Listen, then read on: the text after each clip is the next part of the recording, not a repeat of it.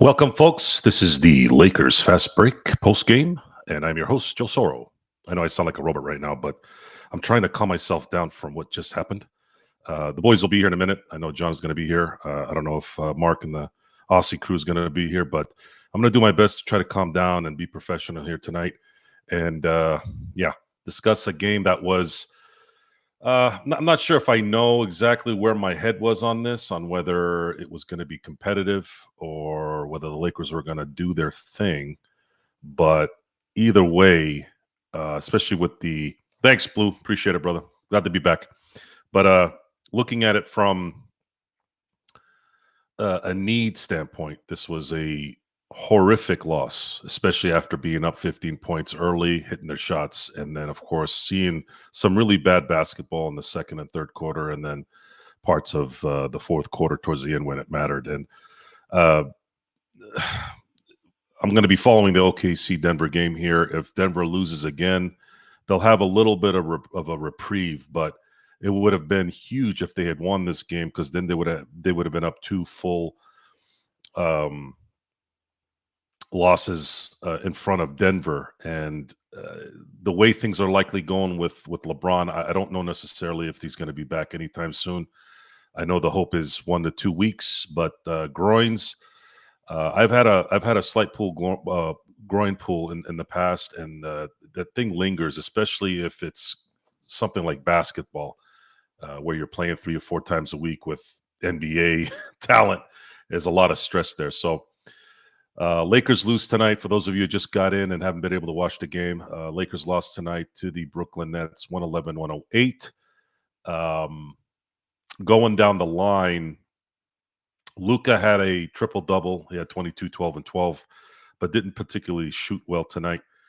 And I don't know necessarily if you can put any kind of blame on anything on this one, guys. I know we want to, but I'm just not. Good to see you. Good to see you, Chris. Always good to be back, guys.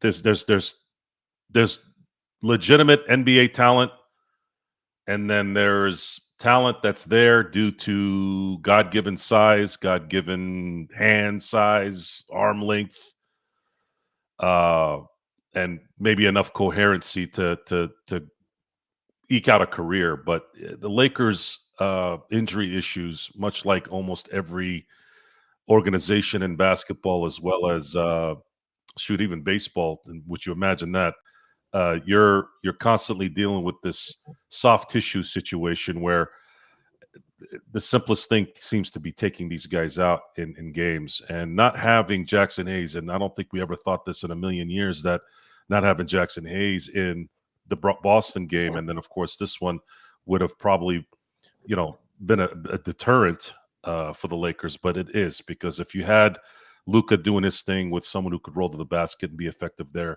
it might have made a difference tonight. Heck, it might have made a difference the other night against Boston. So we'll get into more details on that. I want to welcome John Costa here. Haven't seen you guys in a few here. Had a great time this weekend, and I'll get into that in a minute too. Johnny, what do you think tonight's game? Is it a reprehensible loss, or is it something that just has to kind of go with what's been going on with the Lakers roster lately? I mean, we didn't have LeBron in there, didn't have Rui in there, didn't have Hayes in there, no Dorian Finney-Smith. I think this is one of those losses that you honestly have to. We should have came into this. Can you hear me now? I switched on my mic. Is that a little bit better? You sound good. There you go. All right, sounds good. We should have came into this saying, we need everybody to step up, which is what exactly happened in that first quarter. Gabe Vincent stepped up, Jordan Goodwin stepped up. Us as a team, we were doing it all, and then it fell off the cliff, and it never got back on for the rest of the game. I know we had that run a little bit in the fourth quarter, but to me, it's like this is one of those losses where it's like, this isn't how we're gonna play. Like we were forced to play with limited amount of players. We were forced to, play through so many injuries. This isn't how we're gonna play come playoffs. It is a bit concerning just because of what I get concerned about is just the load on Luka, like the load that Luka's gonna have to take on with LeBron being out, is just gonna increase. And I mean, we've seen what happens to players when sometimes the load is a little bit too much. But as far as this loss, though, Joe, to answer your question, I don't think it's one that we need to, kill ourselves over. Understand where we went wrong, but also understand that LeBron was out, Rui was out, Hayes was out, and also Joe, similar to similar great minds think alike, right? You said funny how we think we say Hayes is the reason, not the reason, but is a big factor in us winning and losing. That's I know you weren't there in the post game for Saturday, but that's exactly what I said. As I was like, who would have thought in Jackson Hayes' career that this guy playing or not playing can actually make a difference? And in any other team, it'd probably never be. But because he's playing next to Luka, it's exactly that, because he needs that role man. He needs that big. So we're getting a lot of questions here in the chat. When's the next win going to come? That's a scary question because the next two games are in Milwaukee and in Denver. That's those are tough. That's why this game being a loss hurts a little bit more, because there's a possibility that the Lakers may lose the next two games. Then they go home for a 5-game stretch, but they're still playing reasonably competitive teams.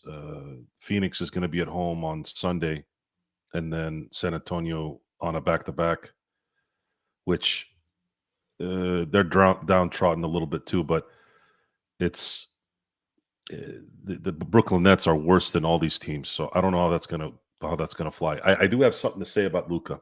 Talk to me. Talk to me. And this is something that we're going to have to understand, and we've been trying to kind of convey here on the show.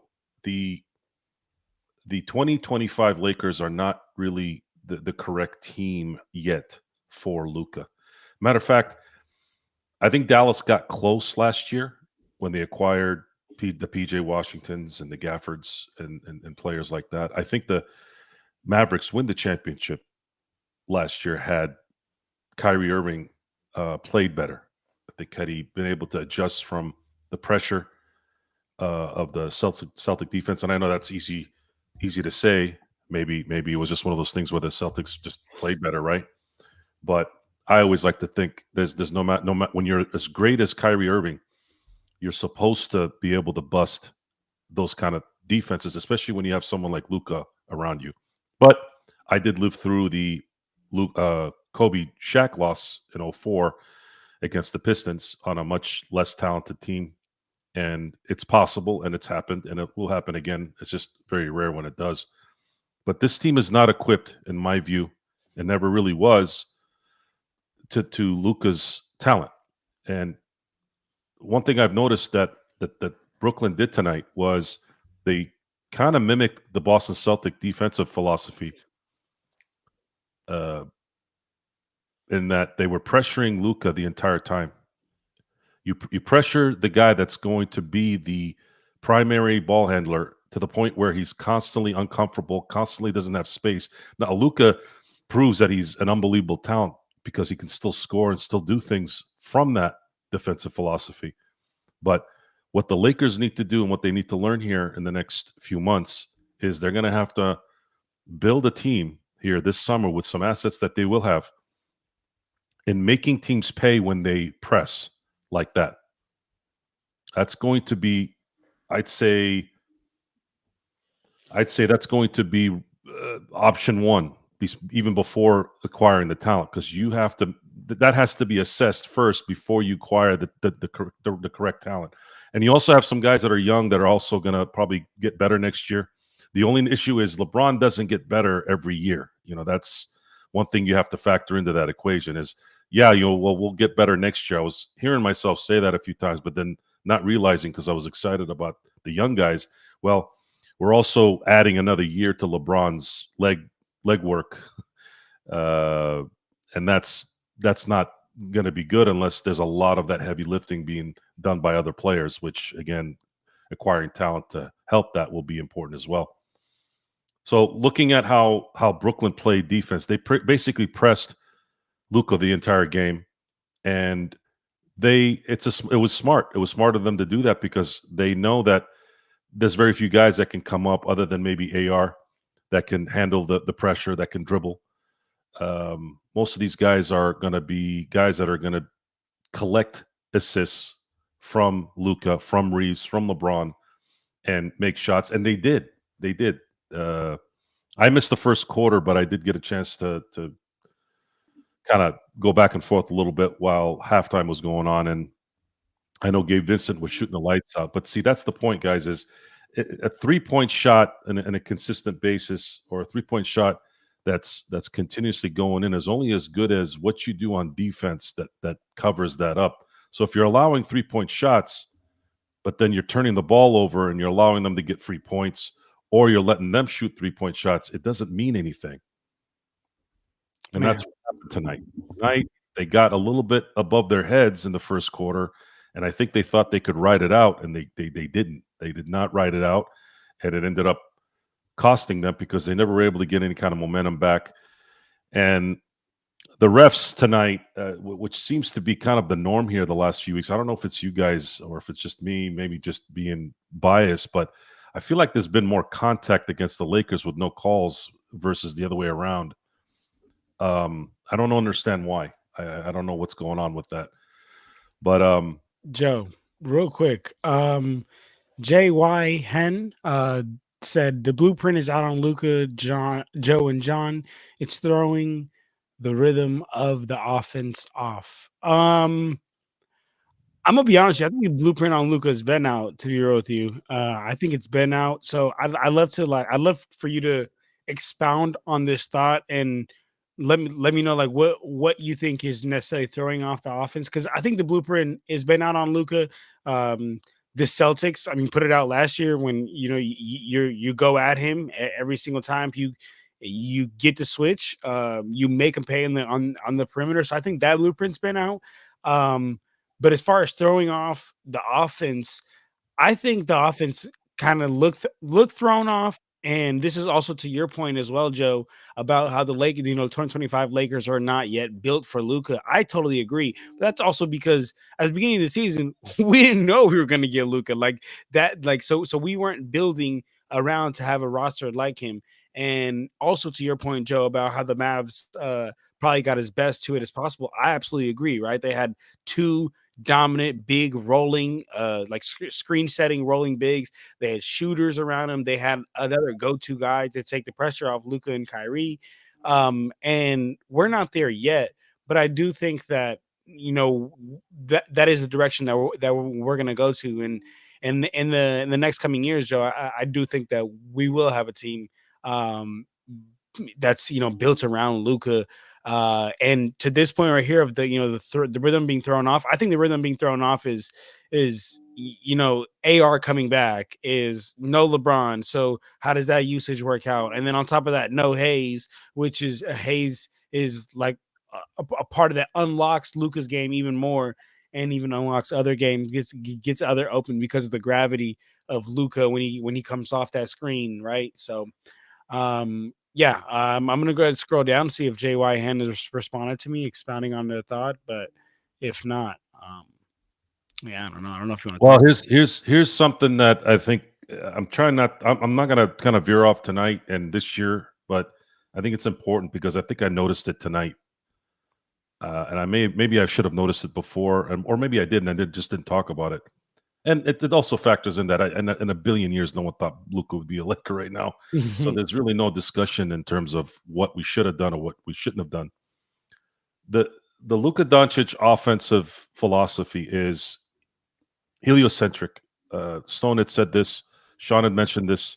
It's very type A. I'm making this up, by the way. Type A, alpha male controlled offense, much like Peyton Manning, much like a LeBron James.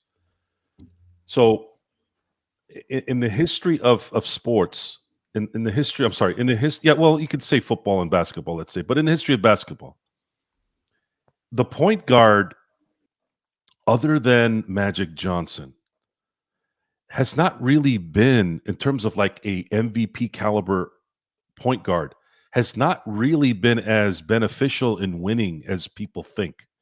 It's actually not won as much as it should. So I'm going to give you guys an example. Take away Magic Johnson in the 80s, bona fide point guard, 5-time champ in the 80s, obviously, and one of the greatest of all time. And then if you fast forward, let's say to a Chris Paul or a Steve Nash or a Jason Kidd, specifically those guys. And I know Steph Curry is considered a point guard, but I don't consider him a pass first offensive guiding point guard. I'm thinking probably more traditional point guard. And in a lot of ways, you can probably say Luka's not that either, but I think Steph Curry isn't a passing machine. Would you agree, John? He's not necessarily going to be dropping 13, 12 assists a game, right? Yeah. He's not a pass first point guard. Right. I'm not talking him. What Steph is. Steph, in a lot of ways, has his own position that really we didn't really see before him, and we sort of see now in certain players, but not really. At least no one's going to master it as much as he has. He is a true hybrid. He is a hybrid point guard, shooting guard, and I mean you can just call him a hybrid guard. He's the first HG that I think has mastered that position. You can say Trae Young is kind of the same thing. You could even say maybe Luka a little bit, but Luka tends to distribute a little bit more, and the stats are there to say it, right? So looking at how tonight went and how the Boston game went, and looking back at what we saw when you can kind of not control, but defend a Luka Doncic offense, what it is it comes down to press coverage. Press, make them tired, make them work. And the reason why it will work is because I think the benefit with what the team wants in terms of having a Luka is, well, once he gets to a spot in the paint, once he gets inside the 3-point line, now you're going to have some bigs that are going to be able to roll to the basket, alley-oop, boom, boom, boom. But that could be a negative too. And this is something that I think the Lakers need to pay attention to. I think they're going to need two types of rosters with Luka. They're going to need a roster where you may run into a team like Boston that can press coverage and actually handle you. And you can't have a couple of bigs in there that can't come back and dribble the ball. You're going to need guys that are going to be able to open up spots for Luka, for LeBron when they are pressed, so that they can give it to those guys and either they can exploit. It's kind of like, I don't know if this is correct, but it's kind of like an aggressive zone. So they press, let's say they press Luka right after, and they did this in the last two games. They press Luka right as soon as he passes the half court line. Now, what needs to happen there is, as soon as that happens, there needs to be someone that comes up that can get the ball, open up some space, let Luka then go somewhere, and then there needs to be a threat with that player that he can dribble. He can beat his man once he comes back and gets the ball from Luka. If that happens, now it's going to be much harder for them to press, because now they're like, oh shit, we're trying to get the ball out of Luka's hands, but we're going to give it to this guy who can burn his guy at will. And then that's going to open up the floor, because then everybody's going to collapse when he gets to the basket. And then you have guys that are open for three, or you have a big on the weak side or the strong side that's going to be able to get an alley-oop dunk. So I want you guys to remember this. Sometimes it's weird how an insignificant game like this can open your eyes on what's working and what doesn't work. This is the future for Luka Doncic as a Laker. The Lakers are going to have to assemble a team that has more than two ball handlers. And I don't know necessarily if, there's going to need to be like speed. It's not, AR can handle the ball, but he can't get to the basket because he's not that athletic and that fast. You see what I'm saying, John? Are you kind of going? I'm following, but I can't say I 100% agree. But finish your point. The point is, I think what we should take from these games is understanding that there's going to need to be the roster is going to have to be put together in a way where you're going to be able to combat the big lineups and the aggressive perimeter defensive line teams. There's not a lot of them out there. You have the Celtics, you have the Oklahoma City Thunder, but then even young, youthful players, when you're, I guess, down a few guys, that's also going to be important. You saw it tonight. You saw how aggressive they were in pressing Luka, and there was no one really able to come get the ball and make them pay because they've put so much pressure. I remember when you would press anybody, even when they would press them like before they even got through half court, man, you were making a major mistake. Like one pass and then it's basically a free layup in a lot of ways, or an open shot. The Lakers haven't been able to do that the last two games. There's been too much pressure on Luka. There's been too much pressure on the ball handler, and not enough payback on that because of them risking. A lot of it is a calculated risk, but they can do that because they know no one has the ability to make them pay athletically. That's just something to put in the memory bank for everyone. I like that, once, Joe. Once the summer comes, how to acquire the talent. Because by getting Gafford and getting PJ Washington, that was great. Once Luka gets inside the three and he's creating he's creating the play and ready to get to the basket. But it's before. I'm noticing there's been some problems getting into the offense because they're pressing now at half court. So real quick, Joe. So I like that, and I agree with everything that you said. The only thing I don't agree with is it seemed like you didn't believe that Austin Reaves could be that guy. Do you not believe that Austin Reaves could be that guy? Because Austin Reaves can't go vertical quick enough. They're going to need someone who can make them pay faster. Man. So Austin Reaves can get to the paint. We've seen that, but he's not. It takes him. It's too much energy to get there, and it's okay in spurts. But we need someone that can do it like all the time. Like if he gets a little bit of space, he can get to the paint.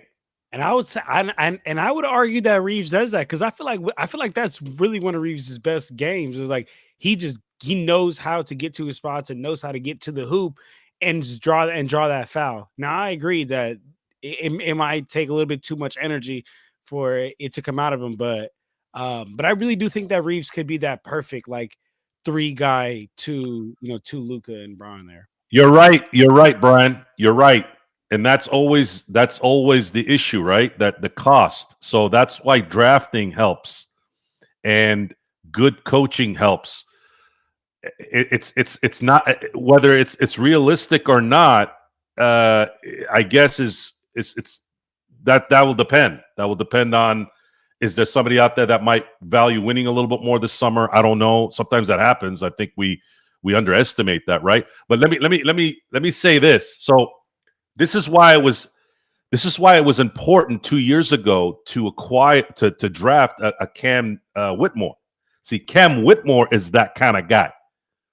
That's the kind of guy where if he comes back to help the press, where Luka can give him the ball or LeBron, now he can basically turn around and get the guy on skates and get to the basket. Like that, in my view, guys, is the only way you're going to beat, especially if you have two perimeter defenders like Jaylen Brown and Jason Tatum. Like if this is what you guys have to go through to win a championship, you're gonna have to adapt to that, guys.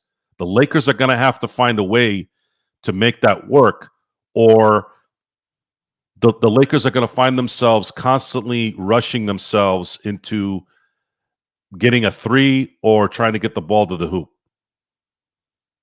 And they were doing fine it's fine when they make shots, but what happens when you don't? That's the thing is they have to factor in when they're not hitting their shots. That play has to be executed. Otherwise, you're going to consistently put yourself in areas where you're not going to be winning those 7-game series against the elite teams that do have a defensive scheme. that can make you work a little bit. Joe, so let me, I guess, like, let's talk about this. Both me and you aren't like big fans of living and dying by the 3-pointer, but as we know, the league does it a lot, and with LeBron being out, and a lot of people in our chat have made points that we're just going to keep relying on that 3-pointer more and more and more. How do you feel about that? Or if you want to get into that, we could talk about that a little bit. I don't know how they can fix it now. The cat's out of the bag. Yeah, I mean, but especially with Luka here, and no Bron being out for the next couple of weeks, month, whatever. Hopefully, just week or two. I don't see how we go away from it. Right when LeBron is in the game, totally understand. LeBron, put your head down, go to the hoop. Nobody's going to stop you. But when Bron is out, I see Luka relying even more on those step backs and 3-pointers and people getting. No, the three is likely going to be the easiest way to execute and try and win with this particular roster. There's nothing else they can do. Yeah, I mean, I agree, but is it something? I mean, yeah, I guess, but These next few games are going to be really. I think they're going to be really tough. I think JJ is going to need to put something together here where if they're not able to, if they're not going to rebound and do the things they didn't do tonight, that's the problem right now. If they can reverse that and at least get some good defensive philosophy in there and hold the teams to a reasonable percentage, then you can kind of rely on Luka and being the breadwinner and Reaves being the breadwinner in terms of the offensive output. Tonight was more of a defensive issue than an offensive issue. They couldn't guard the Nets without getting fouls, and they really couldn't stop the Nets from making shots or getting the ball, off misses or anything. This looked like the Lakers from a few years ago, where they couldn't get an offensive rebound to save their life. Also, the turnovers killed us. We had 15 turnovers tonight and 9 turnovers in the first half. Yeah, they did temper that down in the second. I don't see an issue with 6 turnovers in a half. I think that's okay. I do with 9. 9 was not good, especially when they had the lead. See, this is the other thing. I would like to see JJ call timeouts a little bit earlier when he's got a 15-point lead and he sees them kind of getting lazy. You saw a lot of laziness when they got out on a big lead, and that's something that needs to be paid attention to a little more, especially when you have a depleted roster. You got to keep these guys engaged and let them know, hey, you guys are up 12 now. You just, played like garbage here the last few minutes. Stop turning the damn ball over.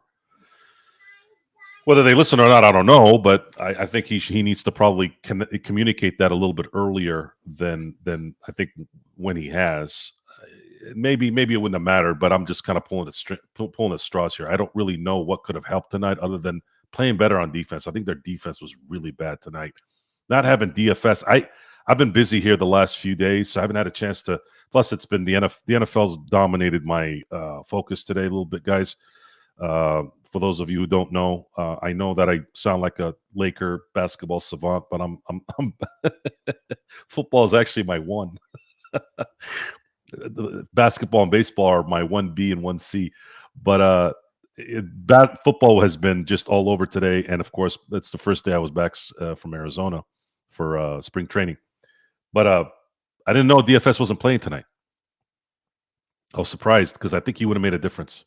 Absolutely would have been. And that right there, guys, is a lot of it is it's just a frustrating. We're in a frustrating time in sports. I never thought. I don't think I ever really thought that there would be so much issue with just participation. LeBron getting hurt, that happens. That happens. Especially with all the mileage that he has and things like that. That happens. But just the fact that you have so many other guys, young guys that are constantly missing time, it's aggravating. It's frustrating because you have Jackson Hayes and DFS in this game. You win this game.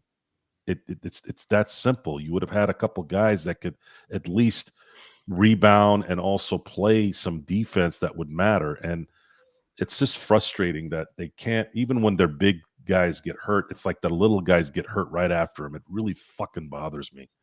Let me see here. I'm gonna try to get to some of these guys' questions. I'm sorry, guys. I'm trying to catch up on everything here.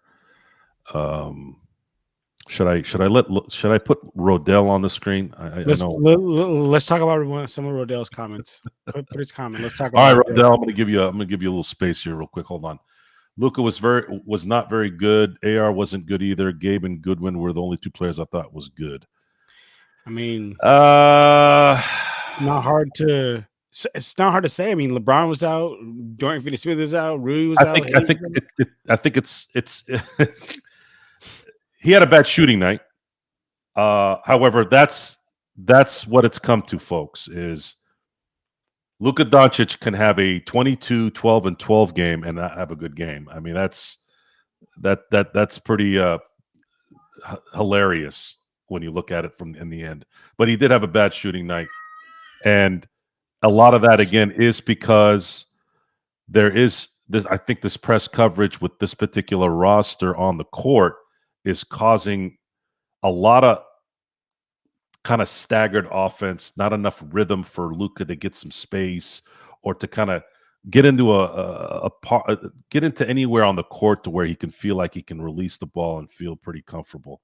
And it's just how it played out tonight. There's no other way to look at it. And I think the Lakers need to start figuring out, and it's still early, guys. Luka's only been playing for the Lakers for 14 games. The Lakers need to start figuring out, as guys get healthy as well. I know that's going to help. They got to figure out a way to allow Luka space and not have stress the moment he crosses half court, because that's what they're going to start doing now, John. They're going to start. That's how they're going to play defense against this guy until they force him. They force that defense to not press. Trap him at the top. They're playing basketball like they're in college. You don't see press coverage like this hardly ever, but it's their only way of beating Luka, because if you give Luka space, you're fucked. Fucked. Absolutely. Honestly, to be real with you, Luka, he was getting, so when he was back on the Mavs, he would get trapped a little bit like deeper on the court, so a little bit like closer to the 3-point line. And then he started running those high pick and rolls where the big was damn near coming out to like half court. But now they're like, fuck it, we're just gonna trap him at half, trap him like full court press. So yeah, I mean that's what it is, Joe. To your point, we're gonna need to rely on spacing. My thing that like I just don't know if I'm ready to say yet is like, I see some people here in the chat saying like trade AR this summer. To me, it's like, man, like let me see the trade, because we've said trade AR a lot of times, and time again, this guy, continues to elevate. So to me, it's like I don't know if I want to do that. I really do believe he can thrive alongside Luka. Now, do I believe we need more? I do believe we need more. But the number one thing that we need before anything is a big, instead of getting another guard around Luka. But how do you feel about that, Joe? Well, trading AR has to bring you back talent, in my view, that's better than AR. Because why would you trade? Why would you do a lateral move with him? And who out there is going to trade their better player for AR? Maybe a disgruntled player, okay, but they're still going to want value. So that means it's got to be AR, because AR doesn't make a lot of money, according to his performance. He plays above $14 million a year. Absolutely. So that's something you have to factor in. If I'm not opposed to trading anyone, folks, other than Luka, obviously, and LeBron's not going to get traded. Obviously, he controls that. So now you got to go into this season, obviously getting a big for sure, which they probably already know that, and then they have to get a press buster, press coverage buster, someone that won't allow you to put the pressure on the ball handler as early as these teams have been doing to Luka and LeBron, especially Luka. Those are things that the Lakers are going to have to look at. And F. I have full confidence that they will. I have Yes. full confidence that they're going to be able to do that. I don't know if they're going to be able to figure something out between now and the end of the year. It's very hard to know. Groins are a very weird injury, especially when it's a 40-year-old. See, I've never been 40 years old and played the NBA for 22 years. I don't know how that's going to recover yet. I don't know. I don't know how that's going to recover yet. And I appreciate that LeBron is bursting the old man philosophy, but we also have to be realistic, guys. There's going to be a time where LeBron can't do what you want him to do. It's just not going to happen. And this is a guy that has a lot of conditioning, does a lot of stretching, does a lot of things to prepare his body. You didn't hear LeBron popping a groin until 2018. And then now slightly pulled one, right? Well, folks, that's part of the body saying, hey, man, at some point I am going to burst. And I don't know how long. I do know this, though. I do know this. Shit don't heal quick when you're in your 40s. Yes. That is and I didn't play 22 years of NBA basketball either. So imagine that. I mean, I lift some heavy shit in my time here in the last 7 years being a 40-year-old, but nowhere near running on a hardwood for how many minutes maybe? Yeah. I mean, maybe like 45 miles worth in a career. It's probably more than that, but exactly. So I don't know. I don't know how this is gonna turn out in terms of his health, but we can't really assess this team 100% with Luka being the one until he has a fully equipped team. So I'm going to say this one more time because it's a little more to the future, but we're going to get back to today and focus on today. I just thought it was important to say this because I wanted a timestamp on this so that down the road when we talk about this, you guys will all know that we were hinting at this based off of what we've seen the last 2 games. Every player that's been great, from the Lukas, from the Jokic's, from the LeBrons, from the Tim Duncans, the Kobe Bryants, the Shaqs, the Jordans, the Isaiah Thomases, the Larry Birds, the Magic Johnsons, every single one of those guys has had a year where their roster was perfectly set for them. Every one of those guys. So how they're going to win? You gotta make sure that same setup is the way that needs to be. So the Lakers need to equip this. They really need to equip this team based off of what we've seen a little bit here on what the future holds, and it's a way for us to help you also understand after a loss why, because this was not. We're upset at Jameson. We're upset at AR for whatever reason. We're upset at Connect. Folks, these are young players, man. AR is a little more seasoned, but guys like Connect, guys like Jordan, guys like Jemison, a lot of these guys, they're just now getting a little bit of scratch, man. You can't really get on those guys too much, especially in the environment that they're in. But there will be a time here, folks. There will be a time here where the Lakers equipped the right parts on this, and it'll be fun to watch. And it doesn't mean it's going to be a championship every time, but you're not going to have to worry about kind of what we're worried about now. Hold on, Joe. I got to say something. Bell Mo said they lost to Brooklyn. Stop with the excuses. What? First of all, nobody has said any excuse. We have got on Lakers. It was an awful loss. It was. Hold on. So we got on the Lakers when we need to get on the Lakers. But most of all, you cannot ignore the fact that LeBron James, Rui, Dorian Finney-Smith, and No Jackson Hayes is out there. Come on, y'all.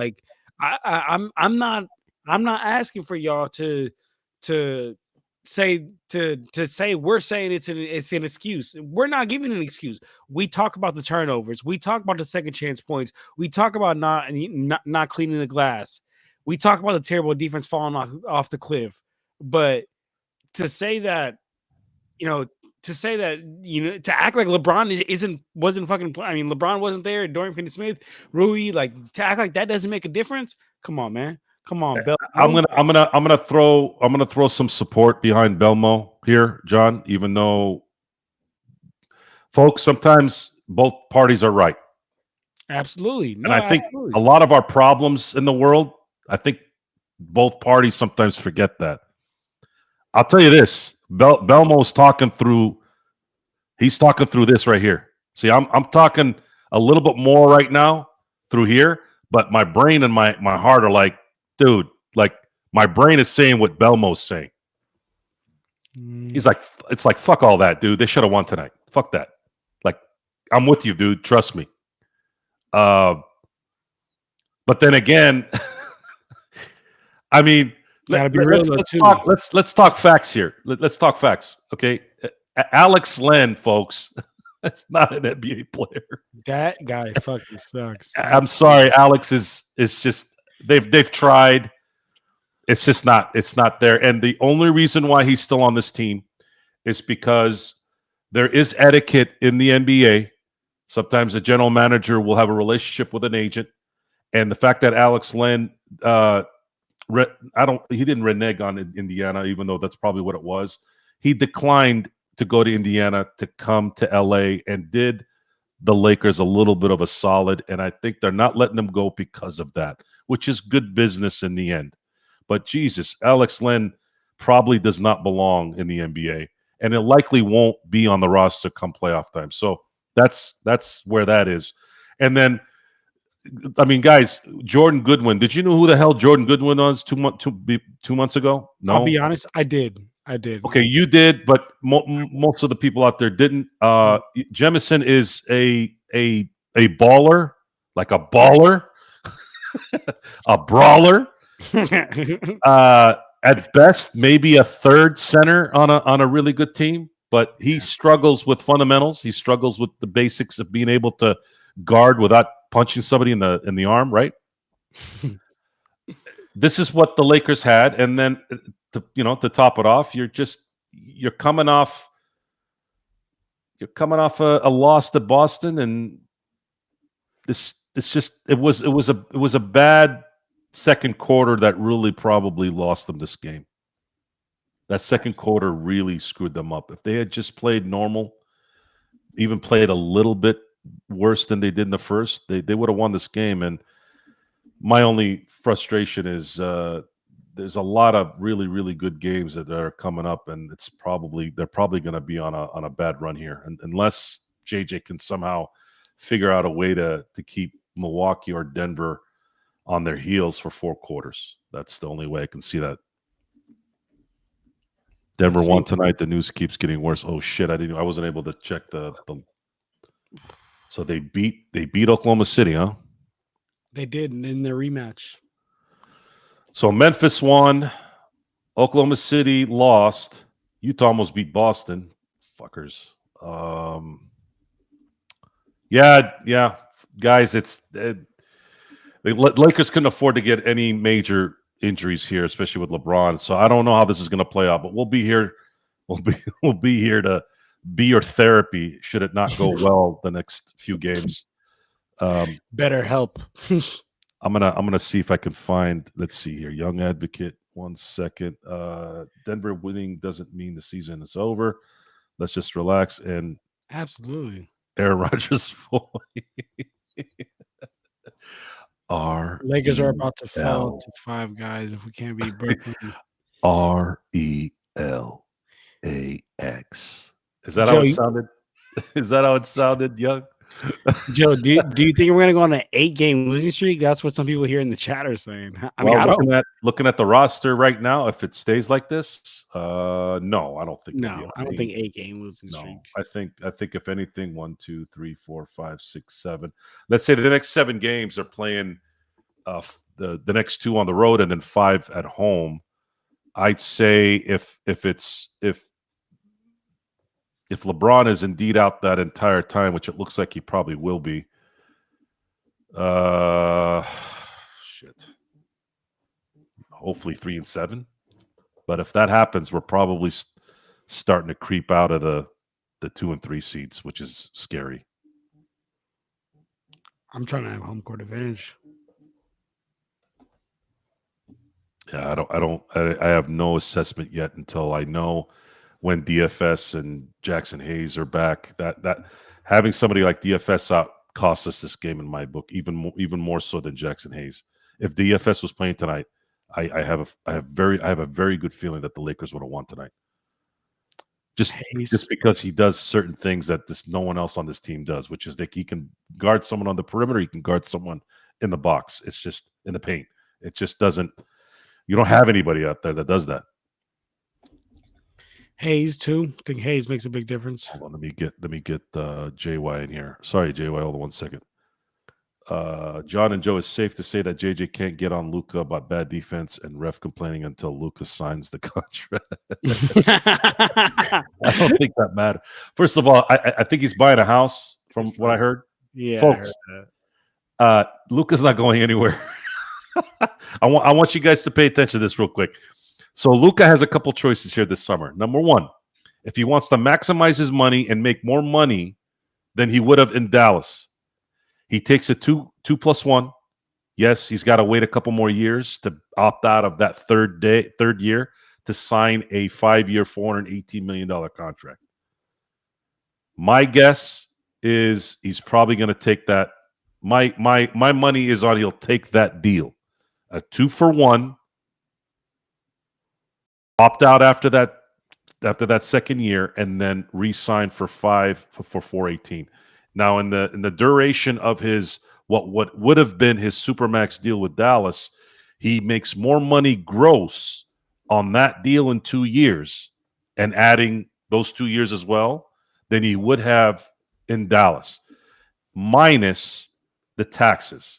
He makes less once the taxes are taken out. However, there's a very, very good chance he'd make more money in a Laker uniform than he does in a Dallas Maverick uniform. I don't know that 100%, but I've been a Laker fan a long time. Laker jerseys sell a little bit more than Maverick jerseys, no matter who's wearing it. Yeah, and not even just that, just also like off the court. Like you're in beautiful sunny California, beautiful Hollywood, not beautiful Hollywood, but money festered Hollywood. Come on, man. Okay, let's go. Let's look at Mr. Lloyd here. It's delusional to think Luka will carry us. No LeBron, no win. AR is no longer getting the whistle. And if he doesn't get the whistle, he's basically useless. And why can't Luka carry us at least 2 games? Wow, to say that AR is useless if he's not getting the whistle is crazy. Well, it's no different, folks, than, going into, let's say when you're trying to fix a car and you don't have the right tools and you're a certain mechanic that needs specific tools for your talent. This team was not built for Luka Doncic, really. There's talent and there's some good things there, but the Lakers have a 10-year window now to put together. It's not gonna take them 10 years, but they have a 10-year window where they can assemble the correct team for Luka. And that will be with LeBron and without LeBron at some point. And it will start this summer. Question for you. Mm-hmm. Do you know where would you go to find second chance points for this game? Because I'm trying to see that, but I can't find it anywhere. And it's not on NBA nor ESPN. I think that's a Gerald thing. I usually don't look for that particular stat. I usually will find that. I wanted to see that. I was wondering this game because I see here that they have 17 offensive rebounds this game, which is absurd. They killed us on the glass, so I was just wondering on that, but all good. What's going on here? What is going on? Hold on. Let me take care of this real quick. Hold on. Nick, Mark, what's going on here? I don't time you out. Okay. First of all, I want to make this very clear. Second chance points, Zach. I'm going to make this clear for those of you who are watching. Some of you also visit our playback show during the game. Number one, and there's really only one. I don't ban and I don't exclude anybody ever. There's only one exception. Racist shit. Don't do that. That's it. You want to call me an asshole? You want to call me delusional? You want to call me someone who doesn't know shit? Sure. Okay. Now, the not knowing shit, I have popped off on that. I'm still not going to ban you, but I have popped off on that one because you can't tell somebody who watches all 82 games and talks about it for 4 hours they don't know shit. Okay, at this point, I don't know what to tell you at that point, right? And don't put words in my mouth.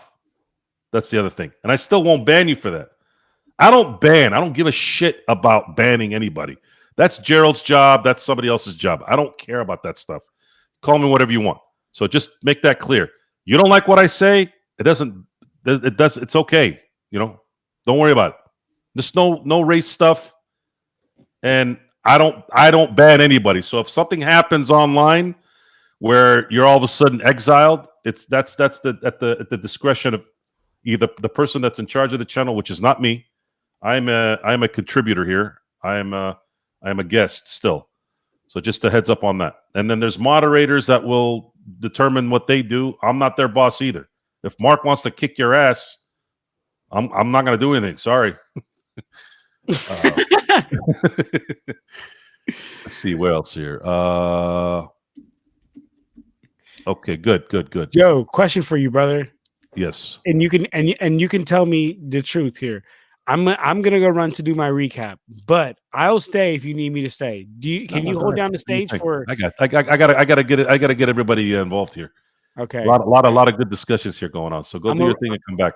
I'm gonna run this recap real quick and I'll be right back in a little bit. You got it. All right. So let's get down to what we're doing here. So Lloyd, again, you got a post here. Let me get to you here real quick. 1 second. Then who was it built for? LeBron. I wonder why this is what LeBron had to deal with. And when we lose, everyone blames him. But now team is not good. Game wasn't built for Luka. Good job, Rob. Okay, well, they got. Did you think that Rob thought Luka was coming 2 months ago? I don't think he did. I don't think anybody did. So it's a different world. You've been on the show, I think, when I told Gerald there's 2 lifetimes right now. Before February 1, after February 1. What happened before February 1, everything we said from last year's draft means nothing.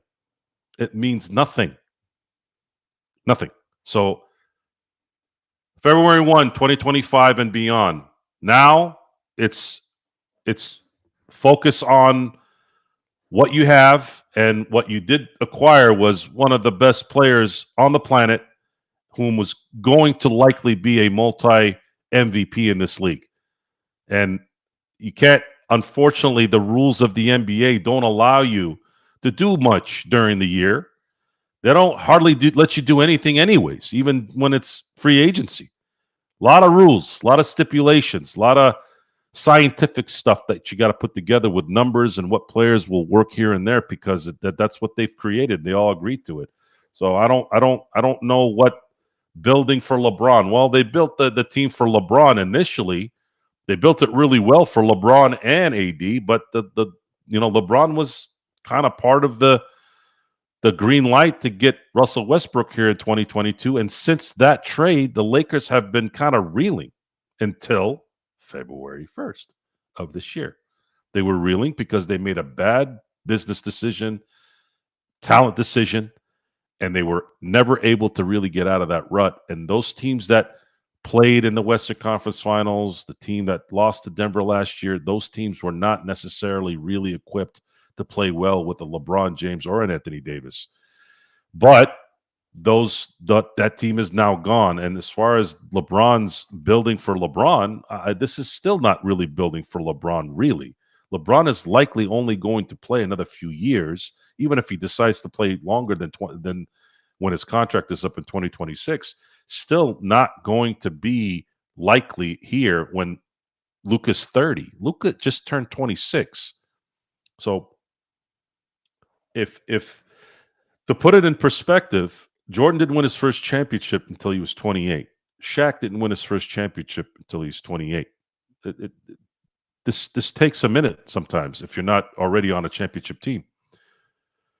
So we don't know what's going to happen there. We don't know how this is going to get built, but I do know that they are going to cater to Luka and his game. And what needs to happen here in the next few years is they got to make sure they do have the bigs that can be their anchors on defense, and they got to have guys that can allow Luka not to have so much of the responsibility of the ball with pressure. I think that's something that definitely needs to be fixed either this year, or this year in the offseason, or at least in the next few years as they acquire talent, maybe through the draft or through free agency or through a trade.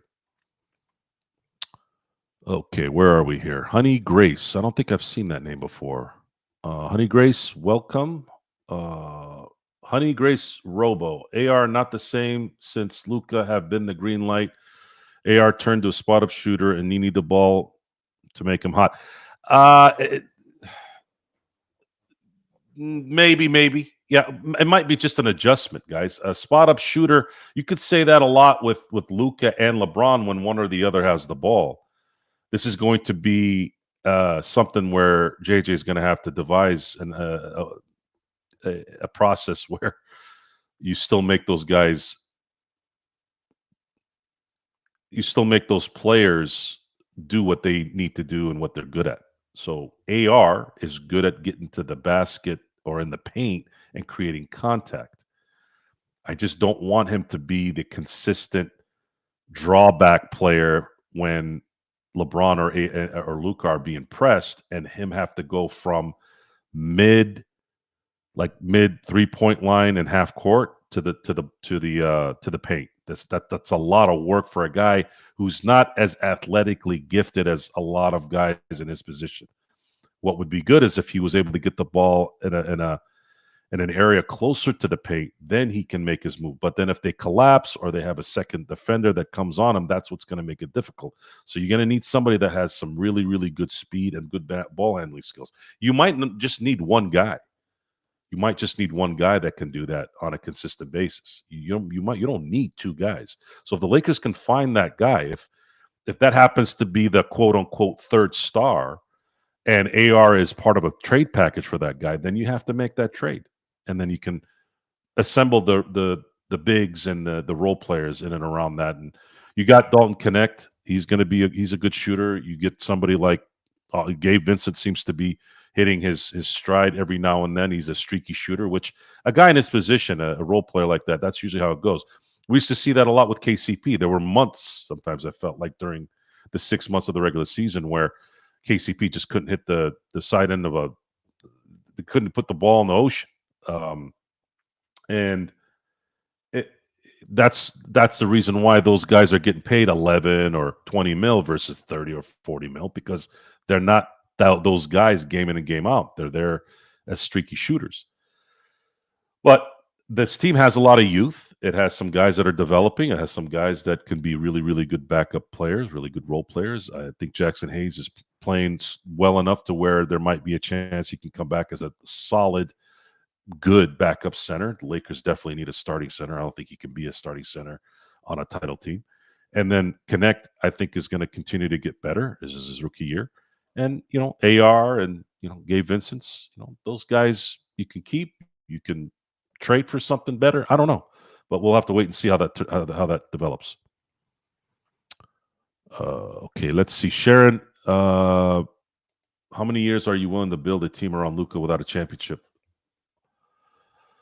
Well, I mean, Sharon, look at it this way, okay? The last 2 years, Luka took two teams to the Western Conference Finals and to the finals that had no business in those series.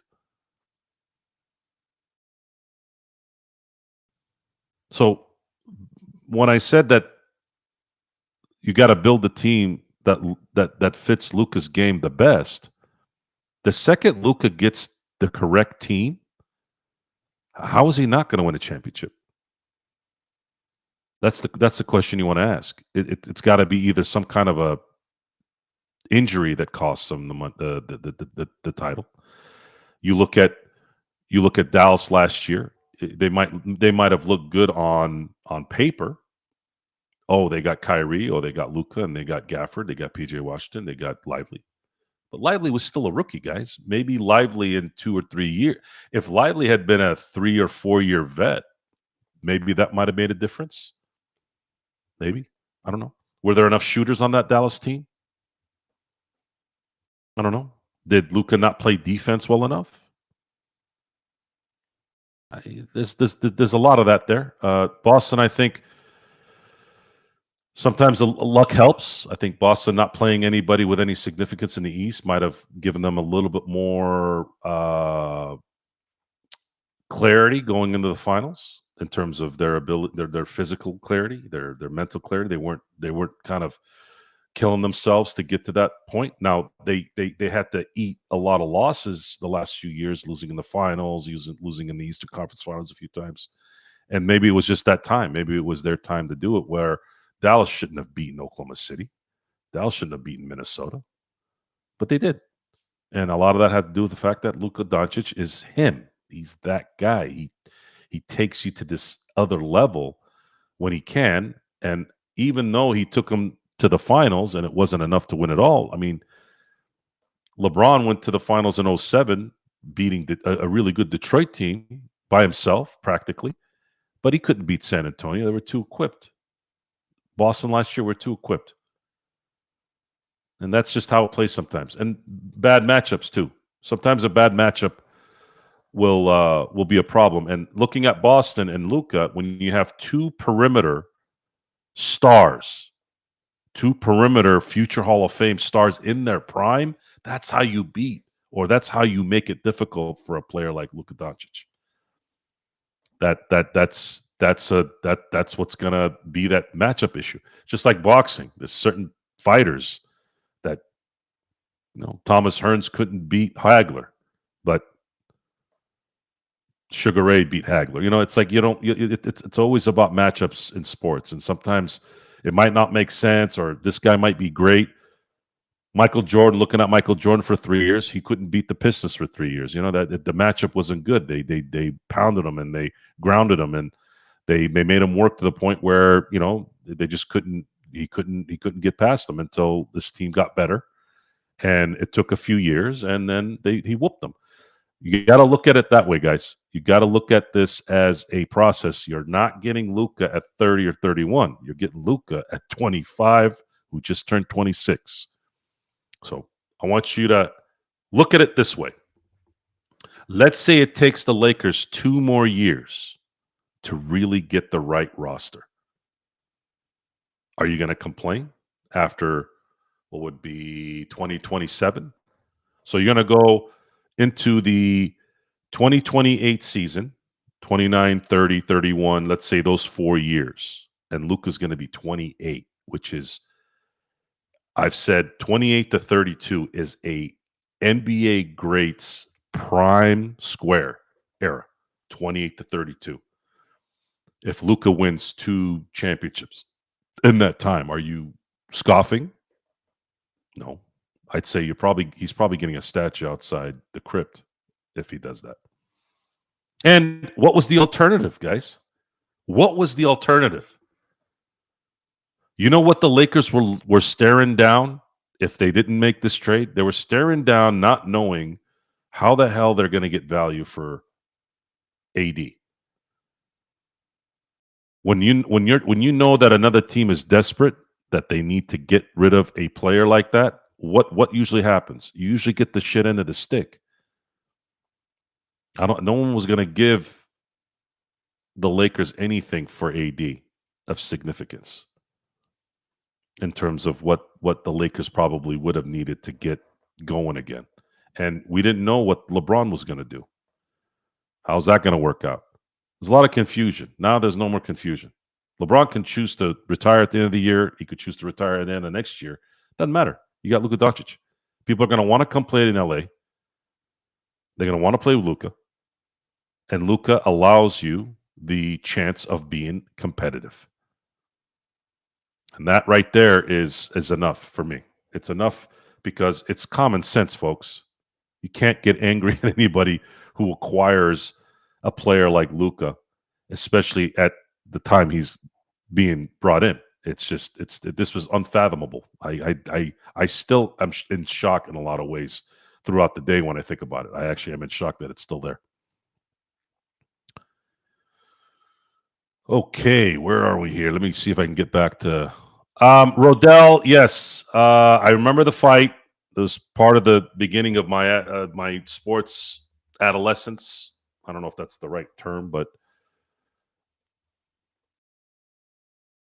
Hagler was used to beating people up. This is my theory on this. Maybe Vegas got involved. Whatever. I'm going to base it off of it. There wasn't any involvement. I'm going to base it off of just what's been said in my life when I've watched boxing. Hagler needed to knock Ray either out or really have more power punches because it looked too much like a boxing match, and Ray Leonard was a better boxer than Hagler was, and Ray won. That's how I remember it. If Hagler had more power punches in that fight, he probably gets the decision, but he didn't.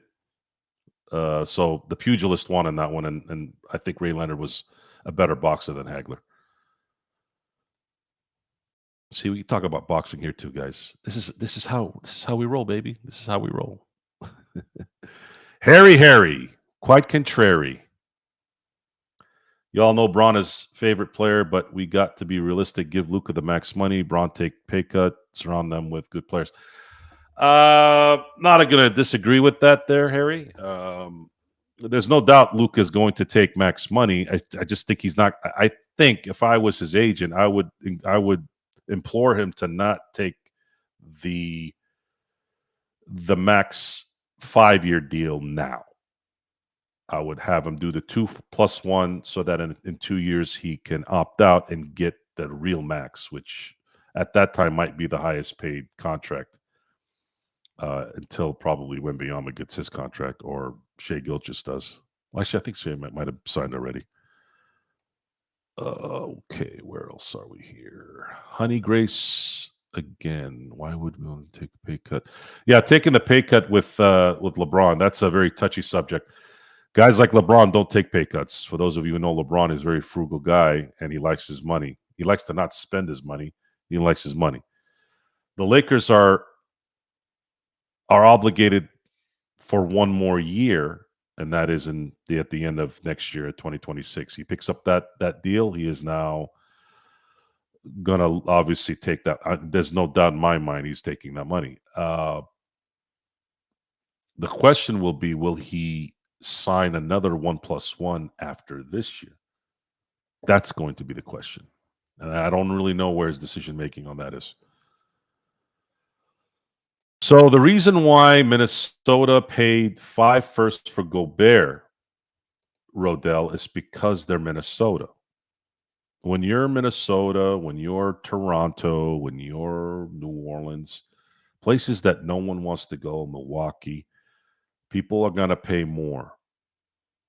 They're going to pay more for those players because they're not coming to New York. And a lot of it also has to do with the fact that the restrictions in the CBA don't allow you to just go pick up anybody during the summer. There's too much transfers that need to match on trades and all that stuff. It's difficult.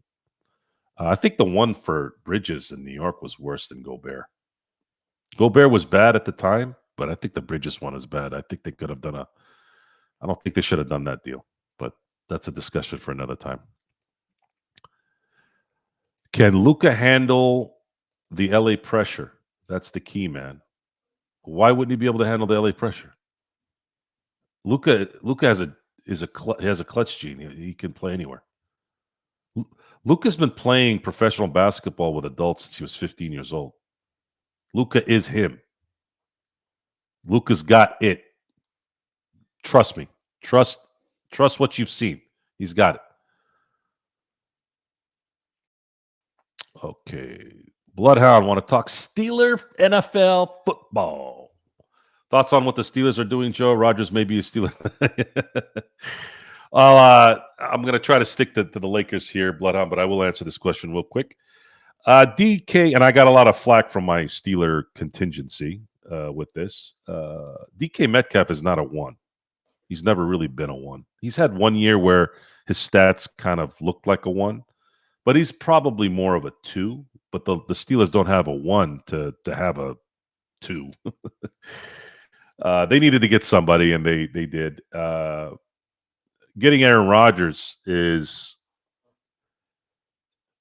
I think, getting Aaron is makes sense if the Steelers can fix their offensive line in the draft this year, as well as possibly getting maybe an acquisition here during free agency. Because if they can't protect Aaron, then there's no point. Whether it's Russell Wilson or Aaron, they're screwed.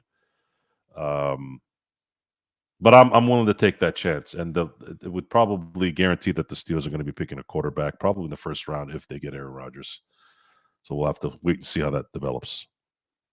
I'm going to be having my own channel here, guys. I'm going to get the name out. I'm going to promote it here soon, within the next week or so, and you guys will know the channel name and all that. On that channel, we will be talking football and baseball and basketball and all those things. So it'll be fun. So anytime you get on the show, you guys will be able to ask whatever you want. I'll be focused on basketball and baseball primarily, but football will be an important discussion as well when football season comes. Yes, coming soon. The Dodgers fast pitch, baby. Thanks, Juan. Appreciate it. Okay, where are we here, man? Harry, you got a lot of questions. You got a lot of comments here. We Laker fans don't have patience, including me. We need to learn from Spurs former. Duncan won last 2 championships almost at 36 years old. So Harry, the reason why they won in 14, they probably should have won in 13, is they made a deal that might have been the best deal that I've seen in the draft in the last probably 20 years. So since 2005 and now, I think the trade for Kawhi Leonard from Indiana was that was close to netting them 2 championships had San Antonio been able to get that rebound off of LeBron's miss in Game 6 and 13. But they did have one of the best teams I've seen in terms of overall coaching and just being able to execute what phenomenal basketball was in 14. The Spurs, Duncan's best season was on the 03, and that team was pretty damn good. But I actually would pick the 2014 Spurs as the best Spurs team I've seen. And a lot of that had to do with the fact that they not only had Manu, not only did they have Tony Parker, a still viable Duncan, but they had a two-way star in Kawhi Leonard who won the Finals MVP that year as well, and that was because they acquired him in the draft. The Lakers, looking at somebody like Connect, maybe in a couple of years when they haven't their first round pick again, those guys, when you get something in the draft and you're able to get value from those picks, especially in the first 3 or 4 years, like San Antonio did, it goes a long way, guys. It goes a long way in helping you win those games. You got at that time, you had a $30 million a year talent making rookie money, helping you win a championship. It's kind of like getting a quarterback the first 4 years of his career when he wasn't a first round pick.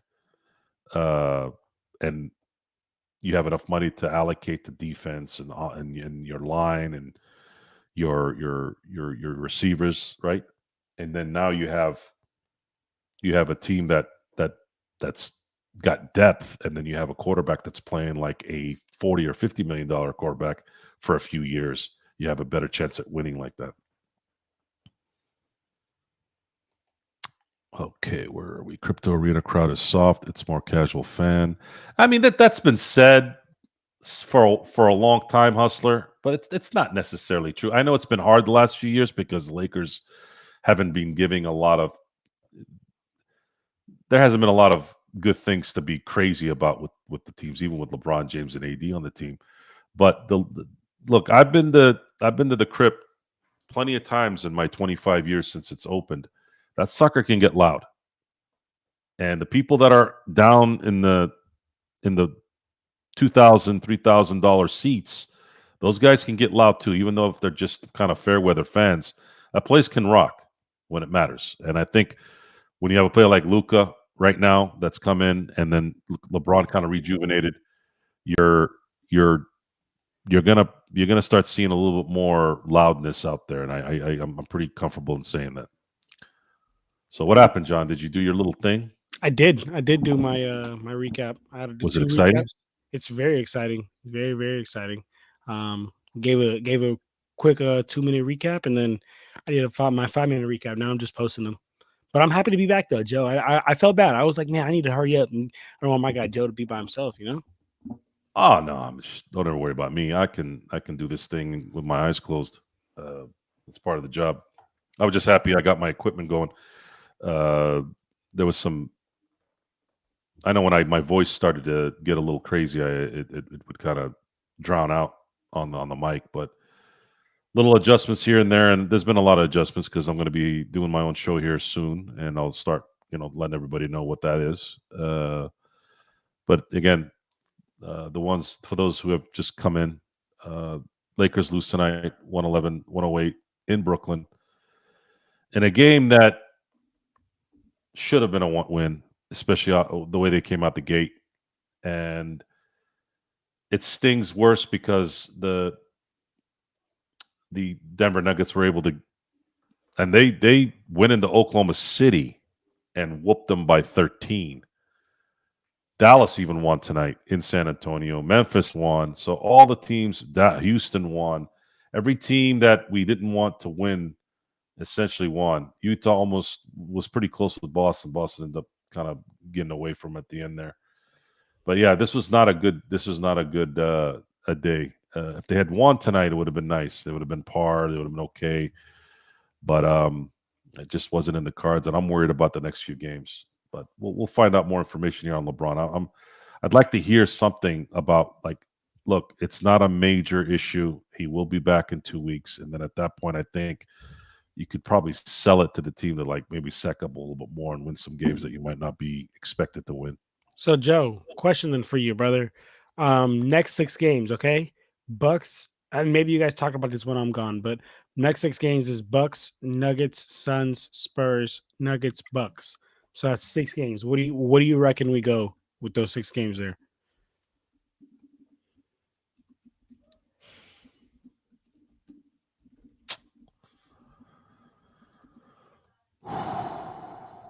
Playing it safe, 2 and 4. 2. Okay. Wow. But see, I don't know who's going to be back. Absolutely. If it's this lineup, if it's the lineup they had tonight, which I don't think is going to be the case, but maybe 3 and 3. But if it's this lineup, it's going to be scary. I don't know how that's going to play out. But 2 and 4, it's a safe bet. I'd probably go 2 and 4, to be honest with you too. But one thing that Stone was here last post game and we were talking, and one thing me and him were thinking about is that, like, this is also around the time of the year that, like, the good teams start to pull their players because they want to start getting prepared for playoffs. So we never know what type of teams we could catch here. So we could catch a team on a necessarily more of an off night. Well, looking at I don't know if in the West, I don't think anybody's going to be doing that. The race. That's a good point. That's a good point. So looking at the standings right now, the only clear-cut positioning right now is Oklahoma City. They're 11 games up. The Houston Rockets, Memphis Grizzlies, Lakers, and Nuggets are all separated by 2 games.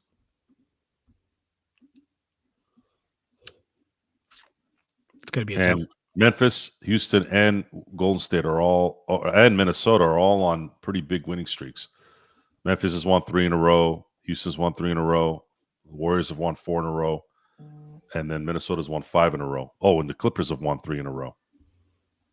This is a tight run. A very, very, very tight run. Right now, the 10th seed in the West has a 500 record. The 10th seed. The 9th seed has 33 and 30. It's just a very competitive. It's a very competitive conference. You look at the difference between the 10th seed in the West. That's 33 and 33, and they're not playing. They don't have half their guys there, right? Literally. And then you have the Bulls, who are a 10th seed in the East. They're 27 and 38. West is a far. It's kind of. I feel like it's been the theme my whole life. West being a far. It has. Actually, it has. It has been like this since Jordan retired in '98.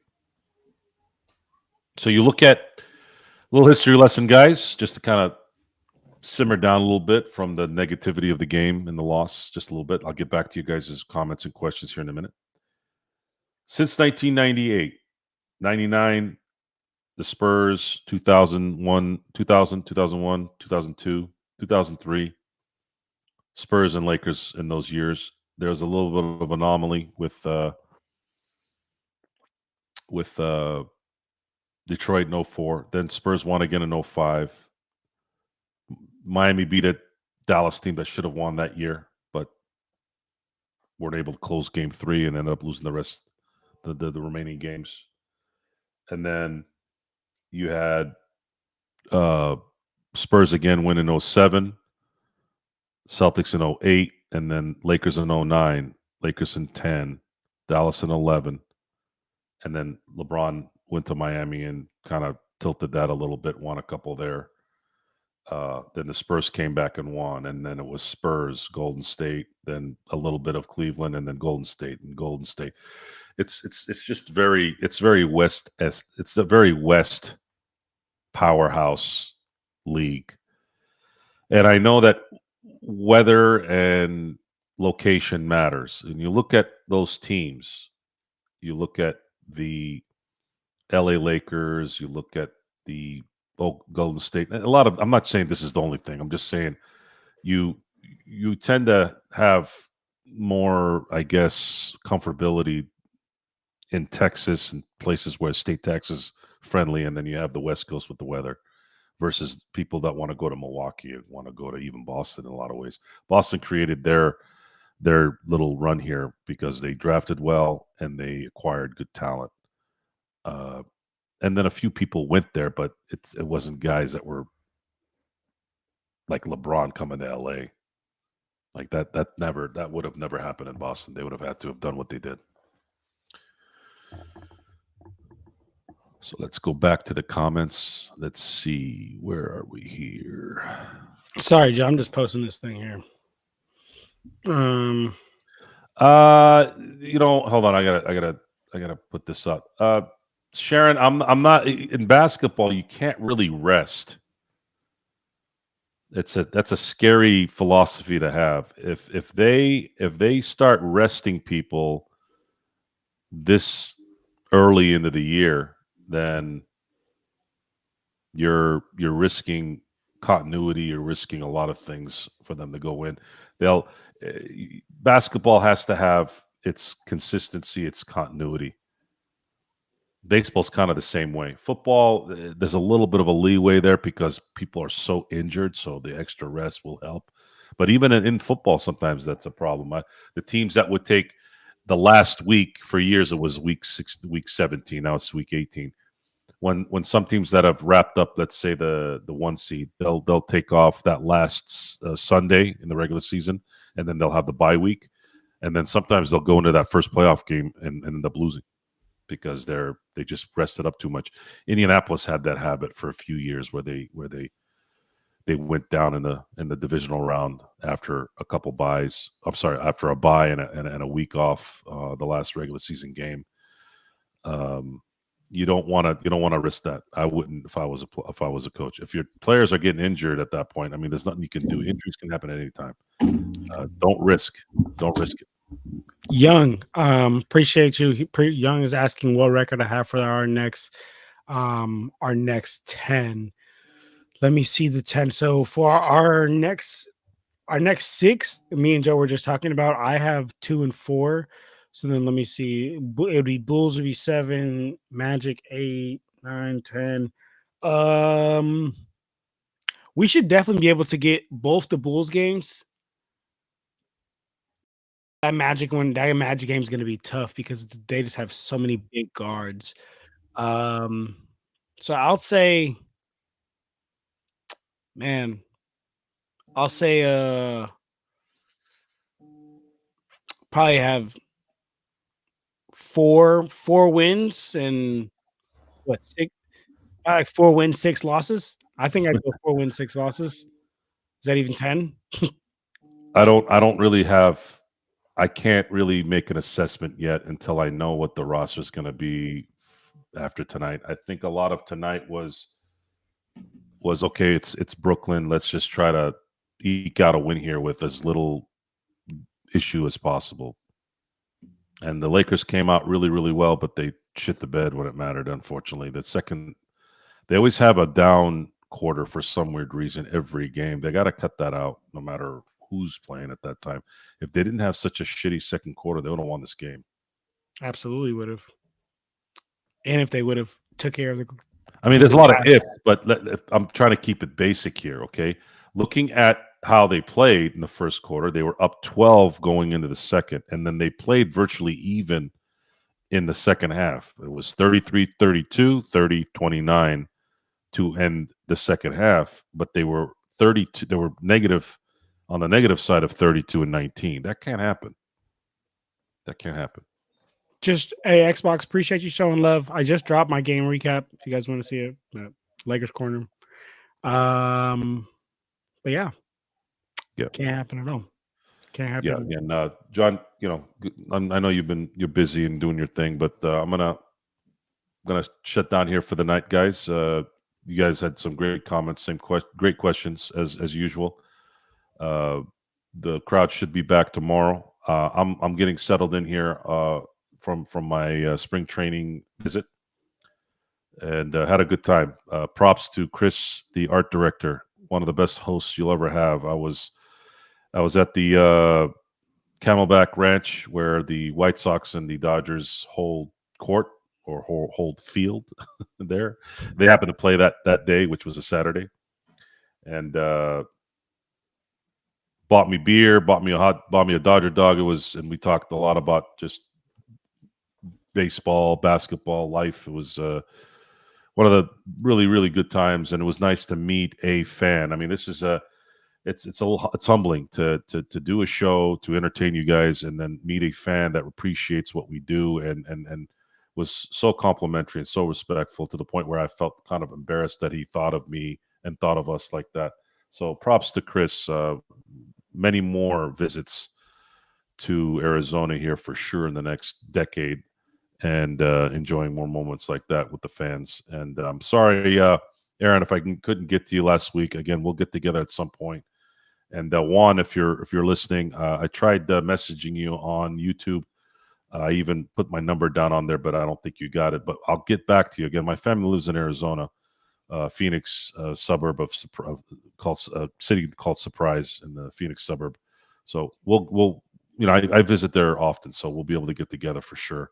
Not too long from now. So for John Costa, for Gerald, the Podfather, for everyone here on the Lakers Fast Break, thank you for watching, and until next time, we'll see you next time.